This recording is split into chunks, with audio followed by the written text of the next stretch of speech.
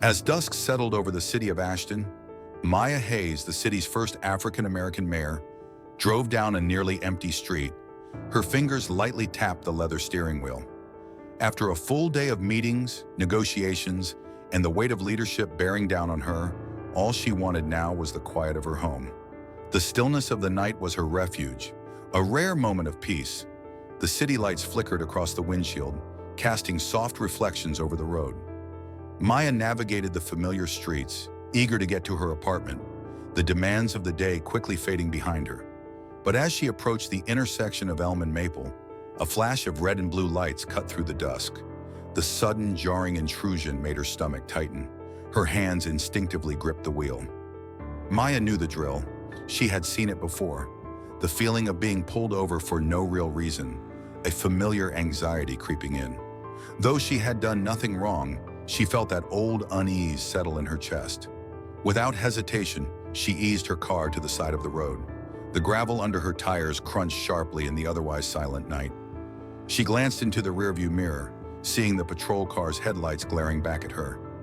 The figure of the officer, barely visible in the bright light, stood tall and rigid. Maya's pulse quickened, but she remained still.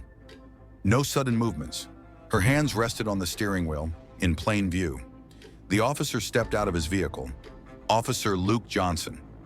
Maya didn't recognize him, but she knew men like him, the ones who wore their authority like armor, with every step a reminder of their control. His uniform was impeccable, the badge gleaming under the streetlights, but it was his eyes that caught Maya's attention. Cold, calculating, as if he already knew her place in the world.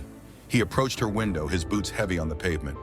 "Evening, ma'am," he said, polite but with an edge, a tone that felt rehearsed. Maya kept her voice even. "Good evening, officer. Is there a problem?" Instead of answering, Johnson leaned in, his eyes scanning the inside of her car, lingering just long enough to make her uncomfortable. "License and registration," he ordered, no explanation given. Maya's hand tightened for a second before she slowly reached for the glove compartment. She could feel his gaze on her, watching, expecting a mistake. Carefully, she handed him the documents. "May I ask why I've been stopped?" He flipped through the papers like they held a secret, tapping her license against his palm. His smirk was brief but telling. "You were driving too close to the center line back there, just making sure everything checks out." Maya's chest tightened with frustration. She knew these streets, every turn, every lane. She had driven them countless times without incident. She met his gaze with unwavering calm. "I see. I assure you I was in full control of my vehicle." Johnson tilted his head slightly, his smirk widening. "You seem pretty confident for someone getting pulled over." It was a challenge. The subtle accusation that she was resisting, that she was making this difficult. Maya didn't flinch. "I believe I have the right to ask why I'm being stopped," she said firmly. He clicked his tongue, a slight gesture of irritation. "Step out of the vehicle, ma'am." Her pulse hammered in her ears, but Maya's movements remained slow, deliberate. She unbuckled her seatbelt, each motion purposeful. She opened the door, stepping out into the cold night air. A few pedestrians stood nearby, their phones subtly raised. Good, she wasn't alone. As Johnson stepped closer, his smirk returned, almost predatory. "Well, look at that," he said. "You can follow orders after all." Maya stood tall, her jaw clenched, but she didn't respond. She knew this wasn't about the traffic stop. It was about control, about testing her, about proving who had the power, and she wasn't going to give him the satisfaction of seeing her break. The air grew heavier as Officer Luke Johnson took a step closer, his presence looming over Maya. His smirk was gone now, replaced by something colder, more deliberate. He was waiting for her to make a mistake, to give him a reason to escalate this further. Maya could feel the weight of his eyes, watching her every move, waiting for the slightest hint of resistance. He didn't break eye contact as he spoke again, his voice dropping lower. "Pop the trunk, ma'am." Maya's breath caught. The request was absurd. Her car was clean. She hadn't even been speeding. There was no reason for a search. Her fingers curled into her palms, her body tense with the injustice of it all. "I'm sorry, officer, but do you have probable cause to search my vehicle?" Maya asked, her voice calm but firm. She had been here before. Not under these exact circumstances, but she knew how this could go if she didn't hold her ground. Johnson's lips tightened into a thin line, but he didn't answer her question. Instead, he let out a long, exaggerated sigh, his body shifting slightly, his stance more imposing now. "Ma'am, we can do this the easy way, or we can do this the hard way," he said, his tone now dripping with condescension. "I'd hate to escalate things." The threat was clear, but Maya wasn't backing down. She wasn't going to give him an excuse to twist her compliance into guilt. She had seen this before. A small resistance, a misstep, could turn this into something much worse. She glanced around at the few pedestrians still lingering nearby, their phones raised, recording the interaction. The witnesses were her lifeline now. "I'm afraid I can't consent to a search unless you have a warrant, officer," Maya said, her voice steady, her eyes never leaving his. Johnson's eyes flickered, a brief flash of frustration before he nodded slowly. He wasn't used to being challenged, especially not by someone like Maya. "Fine," he muttered, pulling her license from his pocket and waving it in front of her. "Let's see what we've got here." Maya stood still, watching him retreat to his cruiser. Her heart was racing, but she kept her posture steady. She knew how dangerous this moment could be, and every instinct told her to remain calm, to keep breathing, to stay in control of her body and mind. The minutes stretched on as Johnson disappeared into the patrol car, his silhouette illuminated by the faint blue glow of the dashboard. Maya glanced over at the pedestrians again. Their faces were painted in the harsh light, some of them glancing nervously between her and the officer. She wasn't just standing up for herself anymore. She was standing up for every person who had been in her shoes, who had been wrongfully accused or intimidated. The sound of the cruiser door slamming shut broke her concentration. Maya turned back toward Johnson as he stalked toward her, his expression unreadable. He waved a clipboard in her direction, the smugness back in his voice. "Seems we've got a little issue here," he said, his eyes flicking over her like she was the problem. "Your records are coming up with some discrepancies." Maya's heart skipped. "That's impossible," she said, her voice colder now. "My records are clean. There must be a mistake." Johnson shrugged, a mocking gesture. "Could be a mix-up, could be something else. Either way, we're going to need to take you in to straighten things out." Maya's stomach twisted, but she kept her composure. She didn't show the panic that was beginning to rise inside her. "You and I both know that's not necessary, officer," she replied, her voice even. The pedestrians were watching intently, their phones still recording. She wasn't going to let this turn into something it shouldn't be. She would not let them get away with this. Before she could say another word, Johnson's hand was on her arm, jerking her forward. The cold metal of handcuffs clicked shut around her wrists, and a sharp gasp rippled through the onlookers. Maya's pulse hammered in her throat, but she didn't flinch. The humiliation, the injustice. She would bear it all with dignity. "Mayor Hayes," Johnson murmured low enough for only her to hear. "You should have just played along." Maya's jaw tightened, but she didn't let him see her struggle. She didn't let him see her break. This wasn't about just one officer and one traffic stop. It was about something far bigger. As they walked toward the cruiser, Maya held her head high. She wasn't afraid. Maya sat in the back of the patrol car, her wrists sore from the tight handcuffs. The plastic seat dug into her back, and the cold metal of the cuffs was a constant reminder of the absurdity of the situation. She stared out of the window as the cruiser sped through the dark streets of Ashton. The city she had worked so hard to build, to lead, felt like a distant memory now.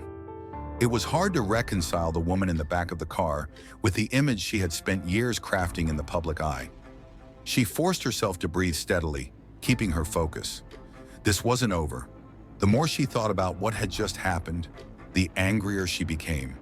The injustice, the disregard for her rights, the blatant abuse of power, it was all too much. But she knew that losing control wouldn't help. She had to stay calm, keep her head in the game.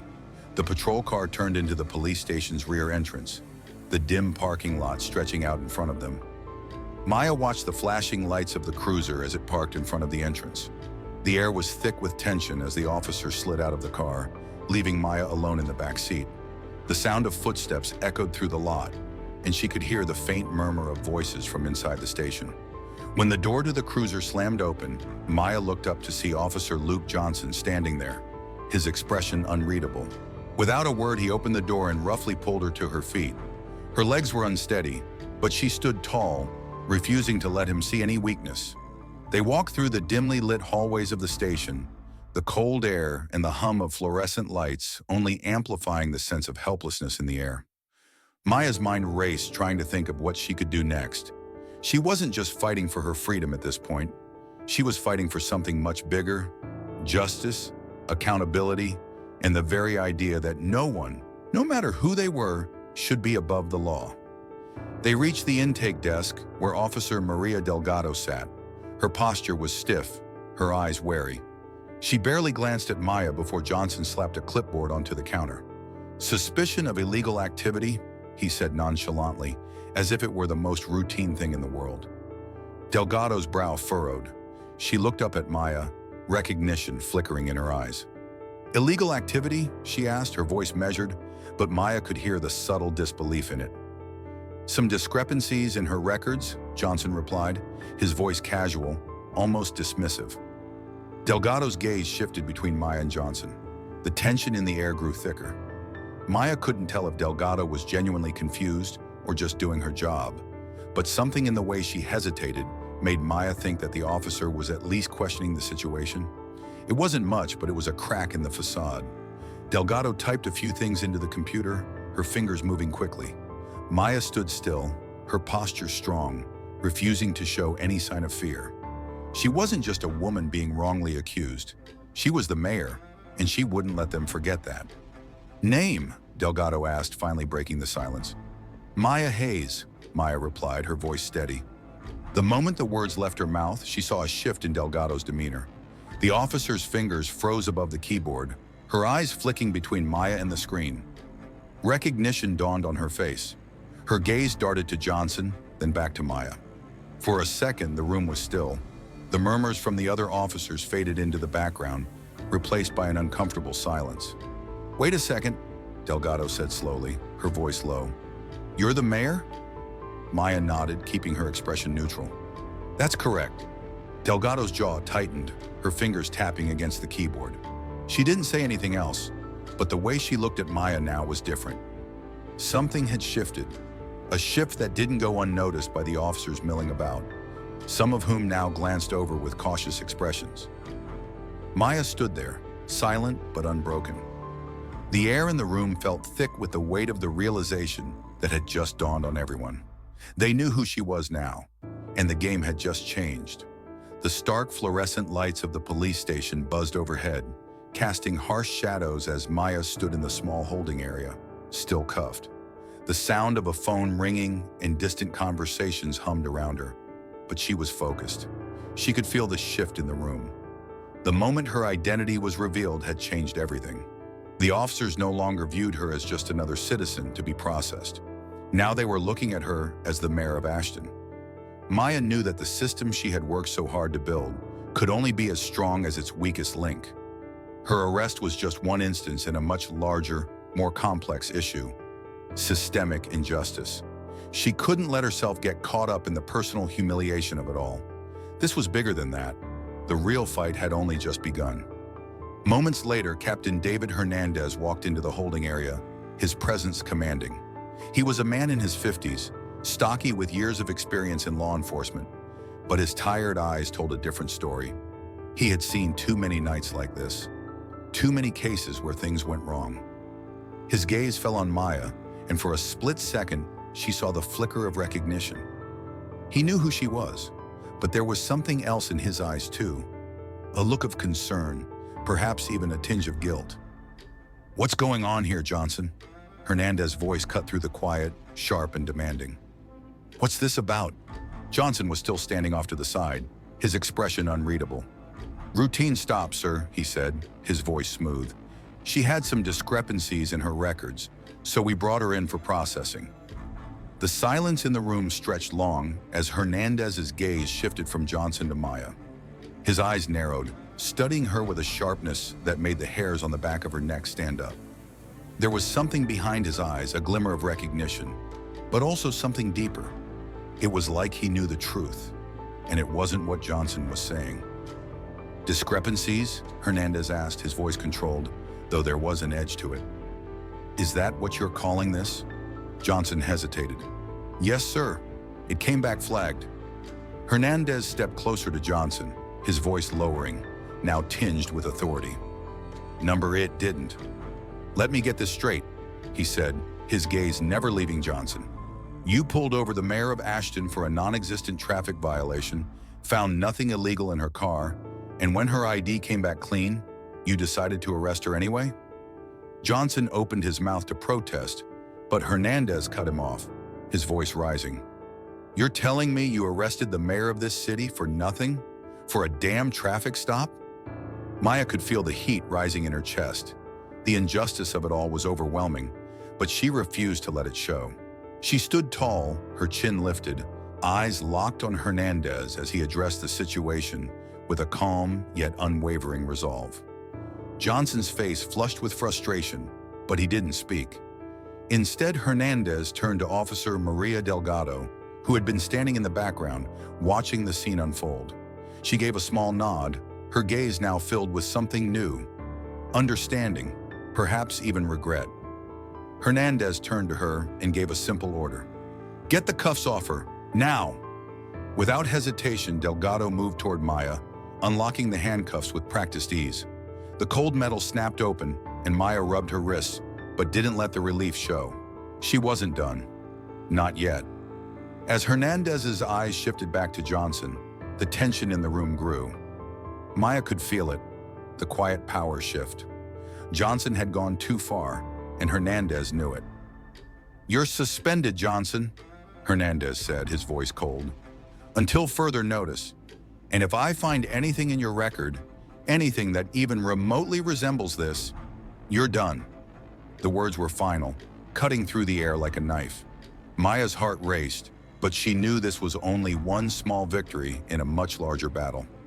Johnson stood there, frozen, his jaw tight, but he didn't argue. He knew better. Maya met Hernandez's gaze. I'll be filing a formal complaint, she said, her voice calm but firm. This won't be forgotten. Hernandez didn't flinch. I understand, Mayor Hayes, he said quietly, and I assure you, this won't happen again. The next few days passed in a blur.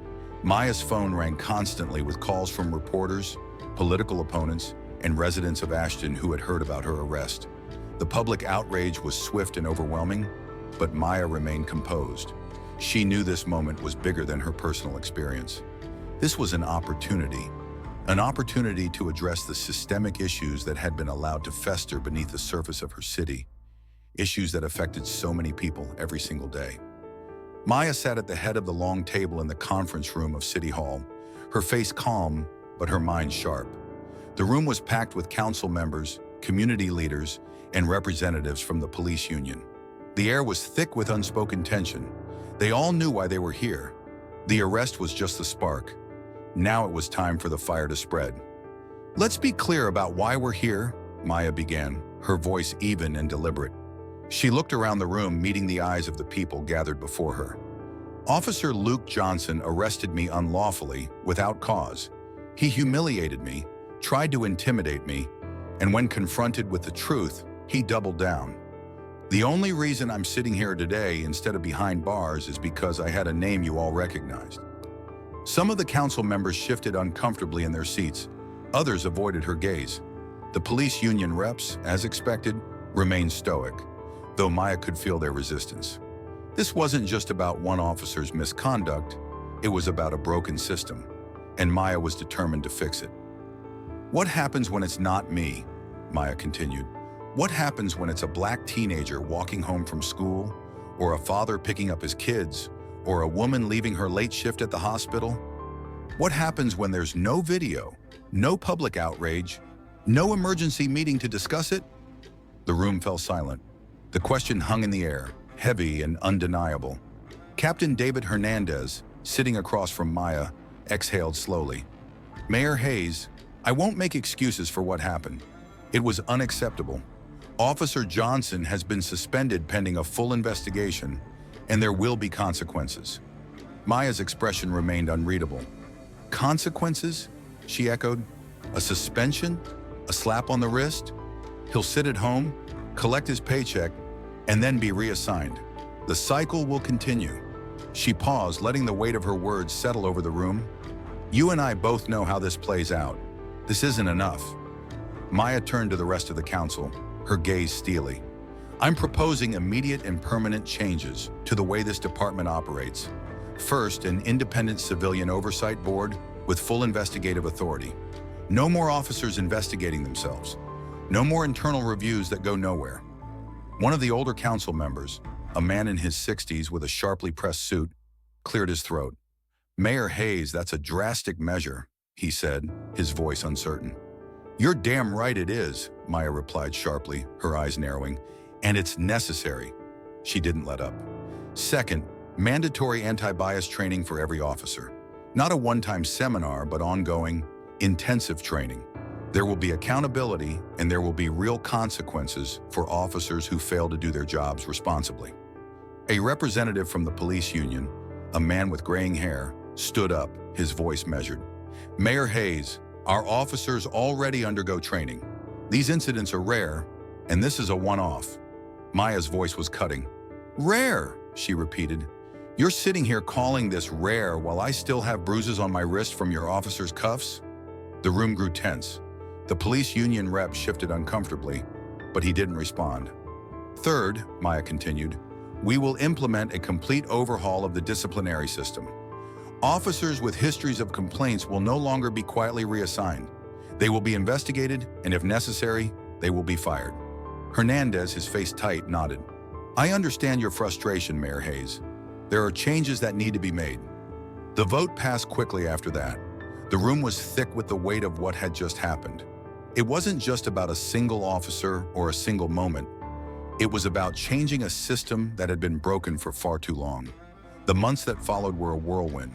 The Civilian Oversight Board was established, and its members began reviewing cases of misconduct that had previously been ignored. Some officers were cleared, others resigned quietly before the investigations reached them. As for Officer Luke Johnson, the investigation into his record revealed a pattern of misconduct that no one had bothered to address before. His suspension became a termination, his badge stripped away. Maya knew this wasn't the end of the fight, but it was a significant step forward. One evening, as Maya left City Hall, she spotted a familiar figure standing near the parking lot. Johnson. He wasn't in uniform anymore. His stance was rigid, his eyes locked on hers. For a long moment, neither of them moved. Maya met his gaze, her expression unwavering. He hated her for what she had done, but she wasn't afraid. She had changed something, and that was enough. Without a word, he climbed into his car and drove away. Maya exhaled slowly and turned back toward the doors of City Hall. The fight wasn't over. It never would be. But for tonight, she had won.